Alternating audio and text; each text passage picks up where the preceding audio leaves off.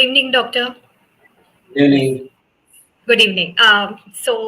We are live now. I'll just start Okay. with a brief introduction about us, Sure. and then we can proceed.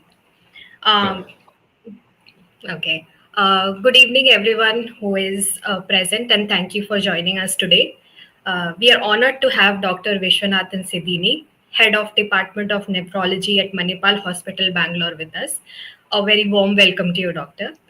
And Dr. Vishwanath is a highly respected senior nephrologist with over 2 decades of experience caring for patients with complex kidney diseases, including IgA nephropathy, dialysis, and kidney transplantation.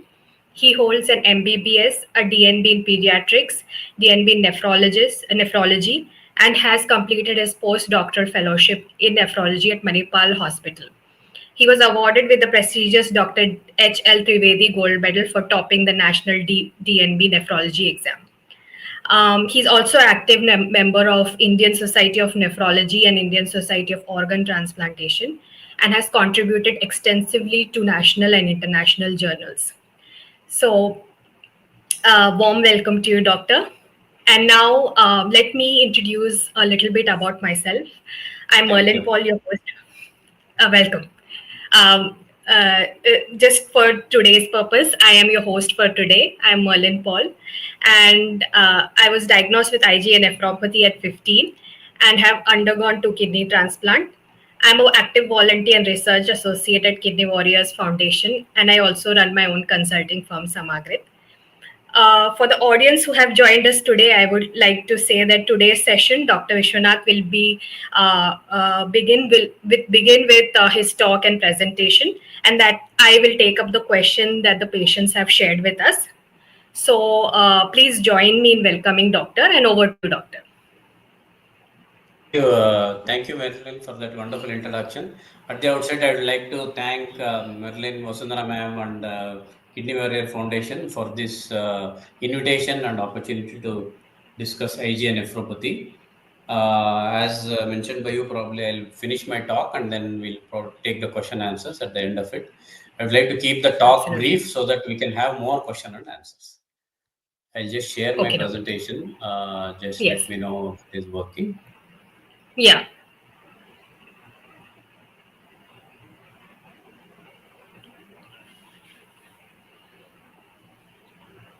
We are able to see the slides.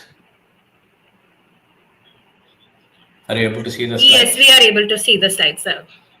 Yes, Okay, yes, okay. we are able to see it. If you can put it on presentation mode, then we can begin. Yeah, I put it in the presentation mode. It's in full screen mode. Yeah. Okay, Doctor. Basically, I'll be talking about what is the burden of IgA nephropathy. How do we, first of all, suspect IgA nephropathy? And how do we treat? And what are the treatment options available? And also, I would like to discuss the latest advances because a lot of advancements have happened in IgA nephropathy. So, a couple of slides on that. Basically, IgA Okay. nephropathy happens because of the primary defect of glycosylation of the IgA molecule. All of us have immunoglobulins called IgA, IgM, IgG, which protect our body. IgA is one of the molecule which helps in protecting the barrier like mucosa, skin, all these tissues, it helps in protecting. But in individuals with IgA nephropathy, there will be a defect in glycosylation of this IgA, where there is a molecule called galactose deficient IgA. I'll come to that in next slide. So, Sorry to interrupt, Doctor. Is it in yeah, presentation mode? yeah, Because it's in in presentation mode. It is in presentation okay, mode. my screen Hope is still everybody is stuck able to on see. the. Hope everybody is able to If see. right now the screen has changed to the IgA nephropathy slide. Yes. Yeah. Now, Yeah. Okay. Now it's better. okay.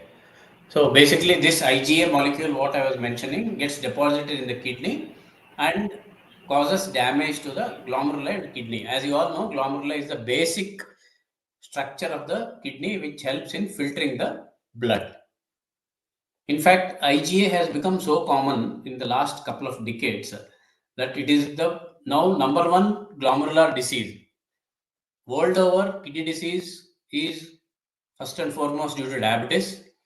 After diabetes, currently IgA nephropathy is the second most common cause of kidney failure. 1/3 of these people who have IgA nephropathy progress, that means kidney disease worsens and develop end-stage kidney disease needing dialysis or transplant. The basic diagnosis of IgA nephropathy is done with the help of kidney biopsy, which gives us what is the position of the kidney, how much it is affected, whether treatment will help, and what treatment to give. All these are guided by kidney biopsy. That's the reason anyone has protein in the urine and blood in the urine, that is RBCs, which are seen in the microscope.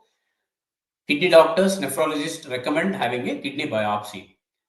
Unfortunately, in some parts of the country, even in our country, they may not have access to the biopsy, and this disease may go undiagnosed, which is unfortunate.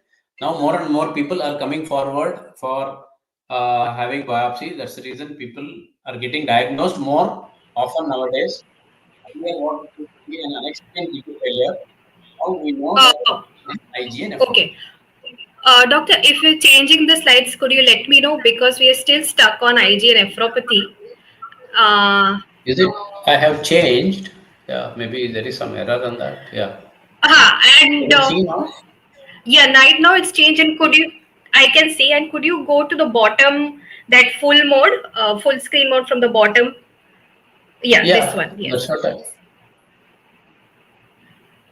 Can you see now?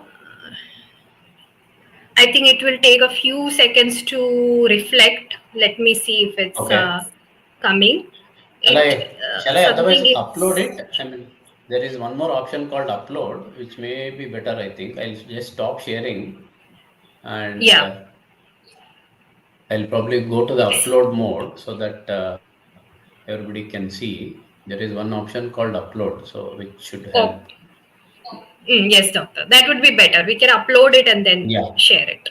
Yeah. yeah, yeah. Yeah, I right. have This is better. uploaded. This Yeah. is definitely better. So we spoke about what is IgA molecule, diagnosed, what is the most common cause now, and epidemiology, and it also leads to health related problems. As you all know, when you have IgA nephropathy, people can develop proteinuria. Proteinuria can cause a lot of disturbances, like people, if they have a lot of proteinuria, they may develop swelling of the legs, kidney functions may deteriorate, leading to both physical and mental health issues. Of course, when somebody is diagnosed with IgA, they may start treatment related to IgA, and there could be treatment related side effects because of steroids and whatever medicines we use, which I'm going to talk in the treatment part of it. How does this IgA first of all happen? What we call as pathogenesis. Now people have understood there is what is called as 4-hit. There are 4 disturbances in any individuals which leads to this kidney dysfunction. First of all, what I mentioned earlier, the molecule is changed. That is, glycosylation of this molecule happens, which is because of one deficiency in the molecule called galactose deficient IgA molecule. This molecule structure changes. Because of the structural change of this molecule, there are antibodies against this IgA. So our body alone starts attacking this IgA, which forms complexes. So first is this molecule is different. Then you have something which triggers this and causes antibodies to this IgA. Both of them combine together, what we call as antigen antibody complex, which gets deposited in the kidney and causes damage to the kidney. This is called 4-hit hypothesis, and few of them can be because of genetic predisposition for this disease. This is called 4-hit hypothesis, where there is increased circulation of this galactose deficient IgA, which leads to this antibodies. Both combined together form antigen immune complexes, antigen antibody complex, which gets deposited in the kidney and causes injury, and further it keeps on causing damage to the kidney, leading to kidney failure. This is primary, what we discussed. There is one more form called as secondary IgA, where because of some disease somewhere else, excess IgA is produced, which gets deposited in the kidney. This is most commonly seen with chronic liver disease of any cause. or sometimes there could be some autoimmune disease which can trigger an IgA to get deposited in the kidney. This is called secondary IgA, which may not be of much of consequence. The most important disease which causes kidney damage is primary IgA. Secondary IgA, usually we don't see kidney failure that much, except that you may see some proteinuria, little bit of RBCs in the urine, but this is because of some other disease. That is why it is called secondary. So if you treat the main cause like liver disease, if you treat, or if you treat the inflammation, treat arthritis, treat infection, the secondary IgA nephropathy gets better. So how do we diagnose this IgA nephropathy? First of all, diagnosis depends on how do people present. Most often, people present with protein in the urine, that is presence of albumin in the urine, or they do some tests and then the microscope test picks up some RBCs in the urine, what we call as microscopic hematuria. And in some youngsters like children, they can see intermittent blood in the urine, what we call as macroscopic hematuria or gross hematuria. And in youngsters presenting with hypertension without a cause, we often see sometimes IgA being underlying. If we don't screen them, we may miss this in the initial part.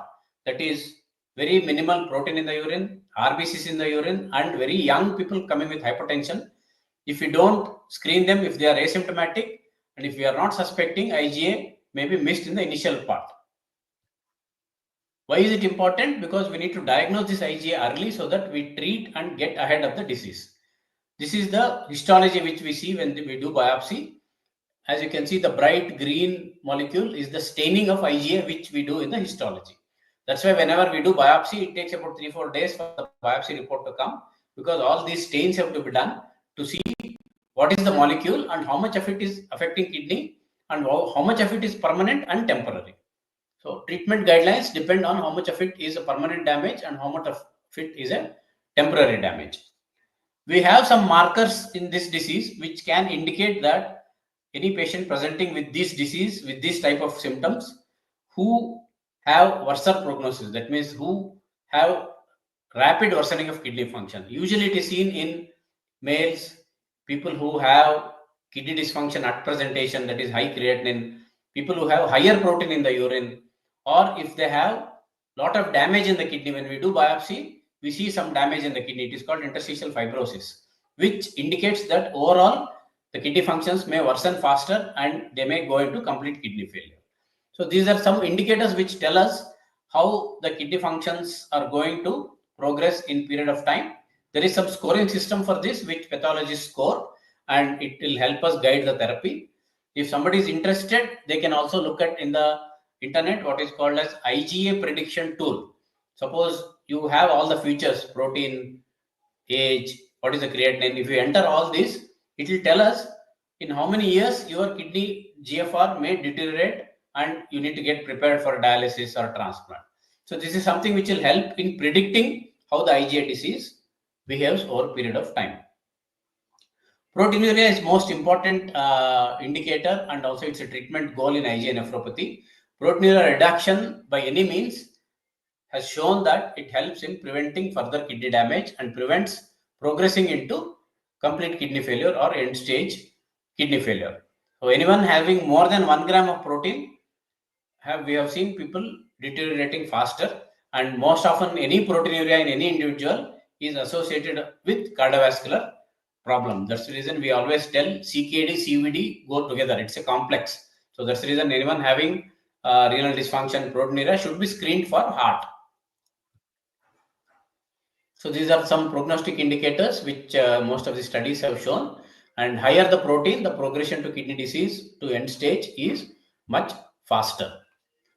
Proteinuria itself has been the treatment goal, and it is also recommended by various societies to keep proteinuria to as minimal as possible so that we prevent further kidney damage and reduce the GFR drop, that is GFR slope, what we call as. In general, we don't want GFR to drop more than 3 ml per minute per year. So that will be one of the goal for treating IgA nephropathy. What are the various treatment strategies we look at? First and foremost, as I mentioned, if you have hypertension, if you have proteinuria, those things have to be taken care of. If somebody has proteinuria and IgA nephropathy, there are some specific group of medicines which have shown to prevent further kidney damage. The most important group of medicines are what we call as ACE inhibitors and ARBs. To keep it simple, you might have known a drug by name telmisartan, losartan, Cardase, enalapril, which have shown a significant benefit in preventing further damage of the kidney. In any kidney disease, lifestyle modification, keeping blood pressure under control, avoiding things which can harm kidney like obesity, smoking, they are definitely going to help in preventing further progression. In few patients, we may also consider giving corticosteroids for about little longer time, 3 months to 6 months, which has shown to benefit in reducing proteinuria and also has shown to reduce the GFR drop. There are some gaps in the treatment of IgA nephropathy. As I mentioned, ACE inhibitors, ARBs, that is Cardase, enalapril, perindopril, losartan are definitely cornerstone. In specific situation, when recommended, we do use corticosteroids. In some specific individuals where corticosteroids alone may not be sufficient, we use higher immunosuppression. Most often we use cyclophosphamide and mycophenolate mofetil, that is called Celcept, which I'm sure all of you are aware. This is used in very specific situation, and few of them we also use rituximab, which is very rare. I'll come to rituximab in next few slides. So what are the unmet needs in our IgA nephropathy patients? One is we are only left with immunosuppressive medicine. We don't have anything else which helps in preventing this, which we will see in next slides if we can address with that. And definitely IgA nephropathy with proteinuria and renal dysfunction, if they present with that, then there is a high risk that kidney disease will progress faster. There are a lot of newer therapies which have come. As I mentioned earlier, basically it is because of the molecular defect and antibodies attacking the kidney. So that's the reason people have looked at antibody immunoglobulin, like what is called as anti-GD1 inhibitors, complement inhibitors, endothelial receptor inhibitors, which have all shown a lot of benefit. The most important drug which we are already using now is what is called as budesonide, which is a specific drug which acts on the gut. So basically IgA, people feel it is because of the gut immunity which has changed, which leads to this molecular change.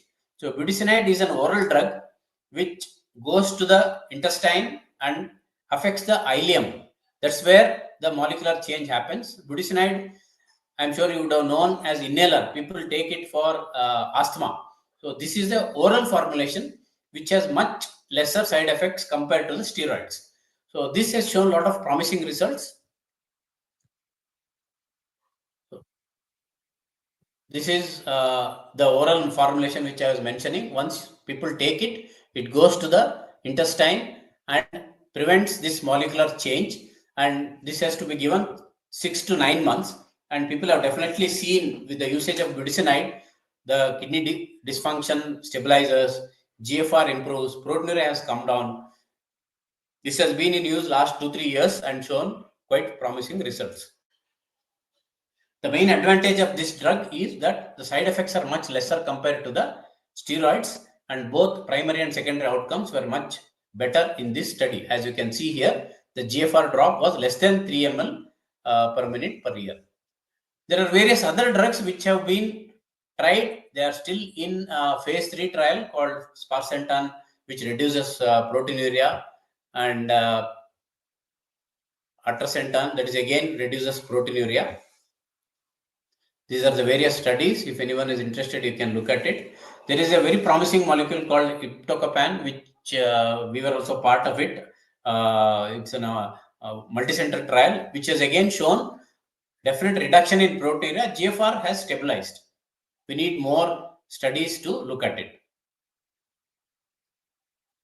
These are all newer molecules which are still in the phase 3 trial, and this is about novel molecules where the act. One, what I mentioned, was in the mucosa of the intestine, which prevents the binding of this IgA molecule and changing of the IgA, called budesonide, which is we are already being used and it's FDA approved. These are all the various molecules. I won't go into the details of this. There are a lot of emerging therapies which are coming up, and then most often these drugs have shown reduction in proteinuria. There are only few drugs which have shown improvement in GFR. So that's the reason they're still in the trial phase. There is a new drug called felzartamab, which we are also part of the trial. That is not yet available commercially, but it has shown a lot of promising results. So this is about one case which I will tell briefly. One lady who came with elevated creatinine, hypertension, and proteinuria. She underwent a renal biopsy. Renal biopsy showed IgA nephropathy. As you can note here, proteinuria is more than 6 grams. Creatinine is higher and definitely has RBCs. There are no secondary features. And in biopsy, there is some amount of damage in the biopsy, like 30%, but definitely there is a lot of activity called IgA nephropathy. So how do we manage? Do we give them only ACE inhibitors, ARB, or do we give them corticosteroids? Definitely she would benefit from corticosteroids because she has more protein in the urine. She also has renal dysfunction. So she was treated with steroids. Creatinine had come down, proteinuria had come down and stabilized. So this is an example how we normally treat. There is one trial where they are seeing higher dose of steroids help in definitely reducing the decline, but the higher dose of any immunosuppressive will have the side effects. So they saw more of side effects in this drug as well. To conclude, IgA nephropathy is the most common form of nephropathy and is associated with very high degree of renal failure and morbidity, people going on dialysis and needing transplant. Currently, approved treatment is what I mentioned. One is corticosteroids, budesonide, mycophenolate. A lot of newer drugs are emerging which may specifically target this IgA pathophysiology. Still in phase 3, maybe in a couple of years, we should be able to get the medication for regular usage. Thank you once again for this opportunity. We'll be happy to take questions now. Thank you, Doctor. Thank you so much for this very insightful presentation. We will move to the questions. Many questions were answered in the presentations as we discussed, but few questions I will take up. One patient has asked, like, I am an IgA nephropathy patient. Why do I constantly feel acidity, stomach pain, and experience irregular bowel movements? I was not seeing this issue when I was taking budesonide. I felt this symptom before and after taking immunosuppressant. That is the question. Not be directly related to IgA, but as I mentioned earlier, IgA is again because of mucosal immunity, gut-related symptoms. So some people with gut-related issues may develop IgA, and we have also seen inflammatory bowel disease causing secondary IgA. So probably it is better that you get evaluated for that and see whether you have any primary celiac disease, primary inflammatory bowel disease, which has to be treated. If it is secondary, that means you have to treat the primary, which is bowel related. So probably better to get a gastro opinion and maybe get a biopsy, endoscopy, so that we can treat the cause. Okay. Because the second question was, is there a relationship between IBS and IgA nephropathy? So as you said, it's a second. Not directly, but as you saw in my slides, a few rare reports of secondary IgA has been seen. But as the first question they asked, whenever they take treatment for IgA, they are getting better. Again, the bowel symptoms are coming. So in basically IgA nephropathy, we are giving immunosuppression, which may also help bowel-related inflammation. So that's the reason if somebody has these symptoms, better to get evaluated so that we can treat the primary problem. Yes.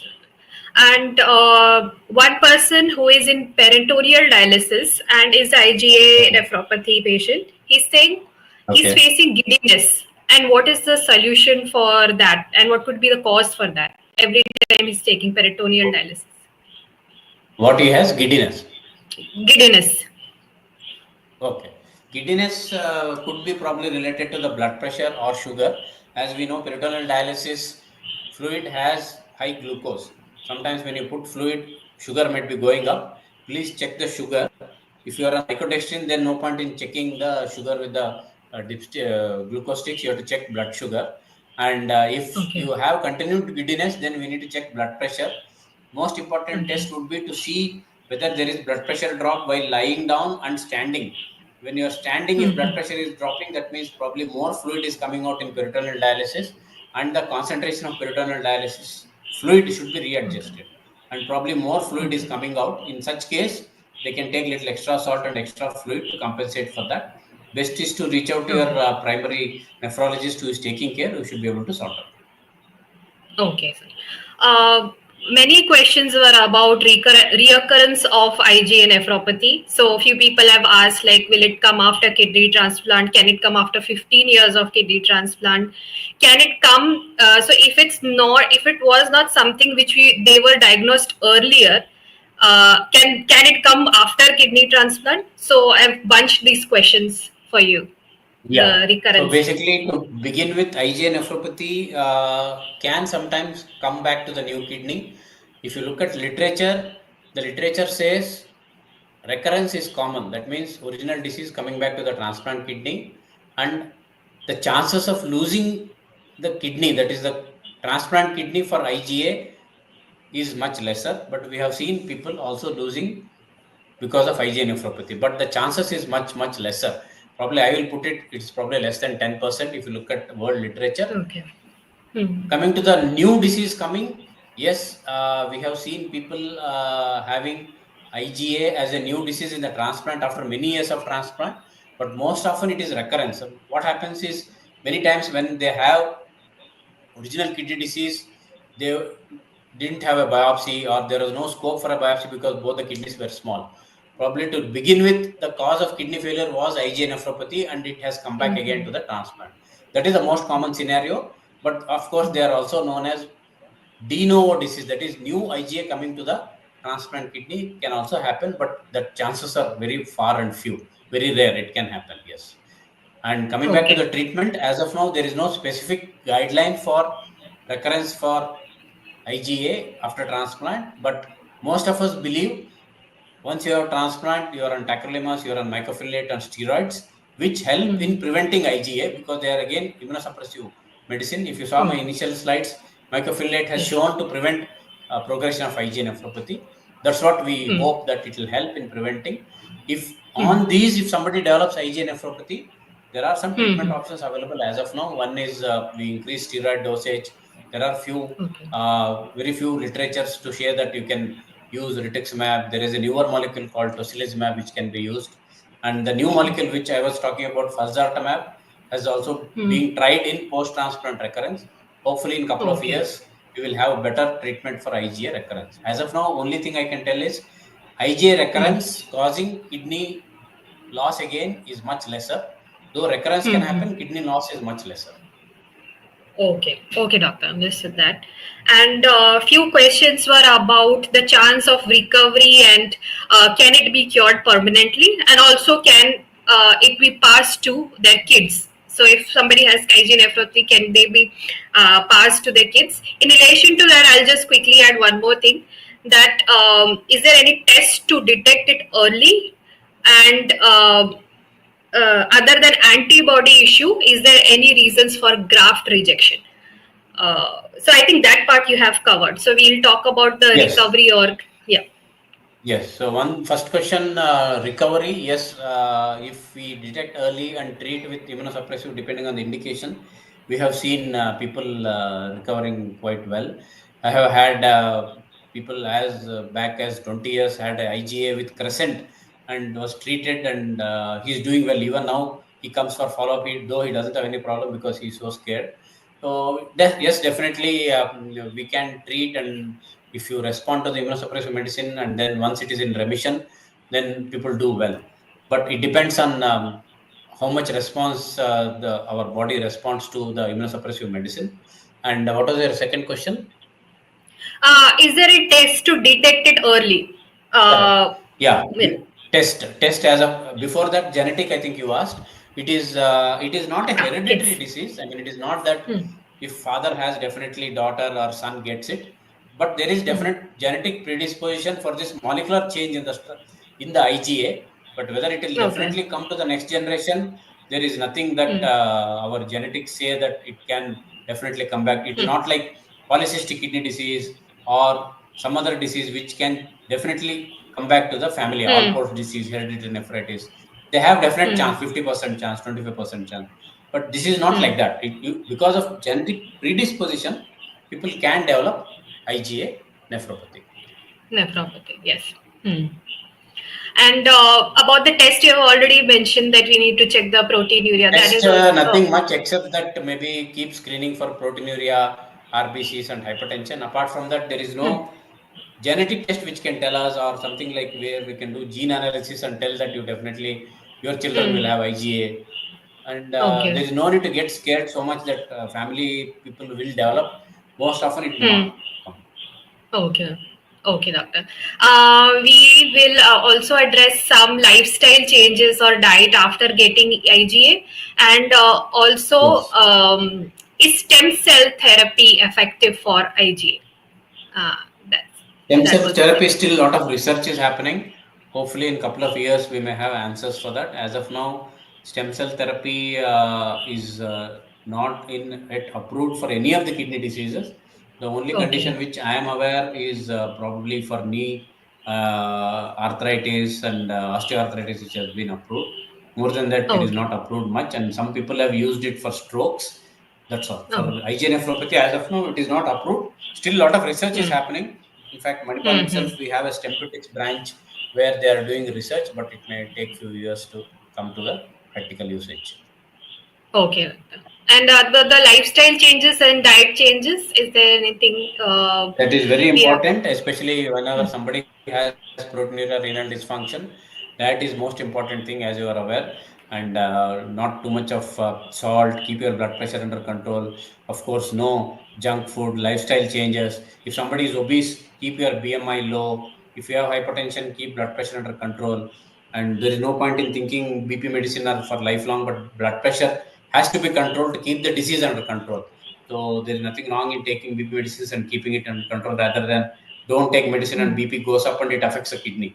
So lifestyle Yes, definitely doctor. helps. Daily exercise activity definitely helps, and absolutely no smoking, no tobacco, no kidney and things like that, which can cause disease progression faster. Yes. We'll wrap up with the last question. Does Ritu Simab help in reducing IgA based rejection? Rituximab, there is not much of evidence. It is more of we have used it off-label, not much useful rituximab. So that's where people are looking at newer molecular like tocilizumab and felzartamab. But as of now, we cannot recommend it as a general usage for all people with IgA nephropathy. Okay. So there are more questions which have been asked in the comment section of YouTube, I guess. Can you clarify that? Is it YouTube or where should I check for the questions? Mm, yeah, there's more questions on YouTube. And can you just give me one more? They are uploading the questions. Yeah, it's The there in the few comments. comments, yeah. Lot of questions. Yeah. How to correct anemia? Yes, if it is because of CKD, you need to correct with iron correction, erythropoietin. So, how to correct anemia and CKD? Has IBS, which we have called. What about the success rate of xenotransplant? As of now, as you have seen, you would have read Times of India where they did a pig transplant. It survived for some time, but still very experimental.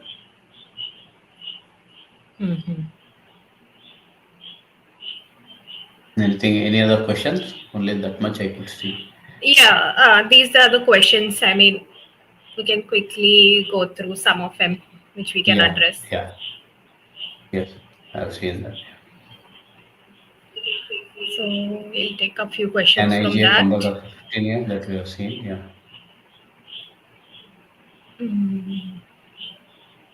that's it. Yeah. Questions are on screen. Any question? Anything else you can see? Because I'm not able to see any questions. If there is anything, let me know. I think we have answered most of the questions in the comments. How to correct anemia is it's not something Yeah. specifically talked about, but okay, IBS we have addressed. Hmm. Yes, doctor. I think mostly we have. One second, and just confirm if some Facing questions. issues of itching in the night and then swelling observed in the face. Swelling could be probably related to steroids and then proteinuria.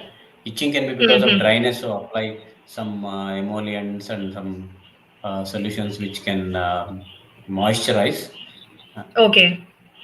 Whenever somebody has CKD, dryness of the skin is very common and itching is quite common, you can take antihistaminics like cetirizine or Atrax, which can help you in the night so that you get good sleep. Yeah. Okay. So I think we can wrap up this session now, doctor. Thank you so much Thank you. for Thank you. Thank you. thank you really very much for your dedication to patient education, and it truly makes a difference to our lives with people who are living with these kidney diseases. And I extend our gratefulness on behalf of Kidney Warriors Foundation, Mrs. Vasudha Raghavan as well. And to all of us who joined today, thank you for your engagement and thoughtful questions. I hope this is a helpful information, and we can continue this journey with a lot of knowledge moving on. Um, if you have any question, we can take it up later in later sessions. And yes, doctor, thank you. And thank you very much, and take care of your health and kidneys. Thank you. Bye. thank you for the wonderful message, doctor. Thank you. Yeah. Thank you.